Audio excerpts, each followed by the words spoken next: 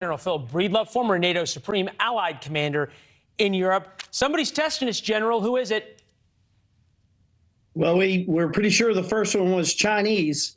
Our government hasn't labeled this one yet, as you know, but looks like a duck. You really buy that they have no idea who happens to have a balloon 40,000 feet over Alaska and some of our radar facilities, and we've got no idea.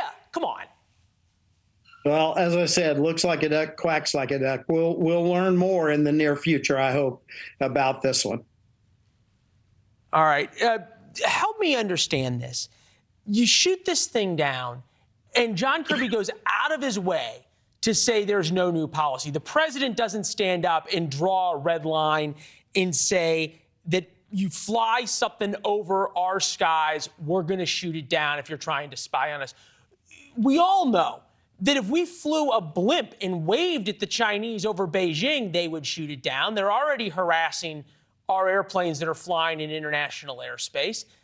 How is this not showing weakness? Well, first, let's just back up and draw the difference here. Obviously, some policy and some procedure have been discussed since the first iteration, because this one was shot down before it came into our airspace. So the leadership is learning from the last experience.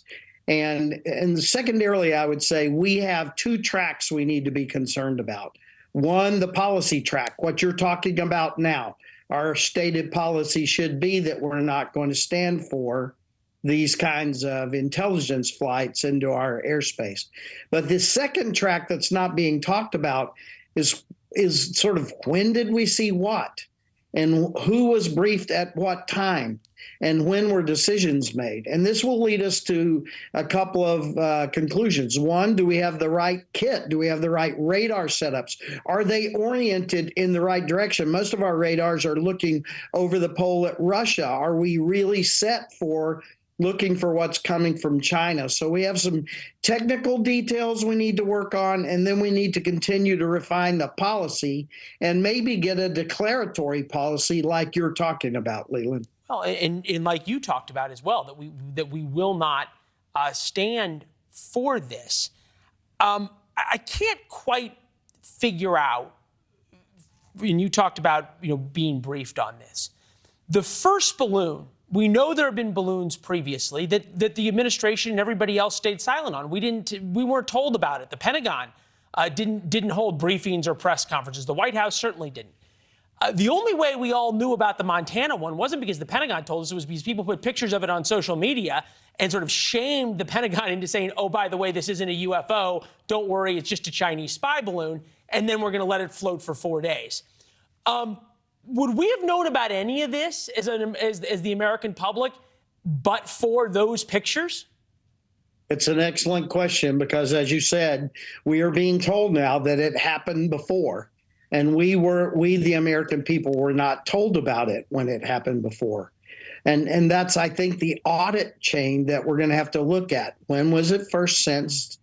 Who was briefed? Who was proposed for questions, et cetera? And then who made decisions and when? These are all going to be indicative of sort of our government's approach to these. And I think that now, being outed, that audit trail is going to be examined. Yeah, well, being outed is an uncomfortable position. I only got about 15 seconds, but I wanted to get you on this. You noted our policy should be that if something comes into our airspace to spy on us, we shoot it down. Very simply.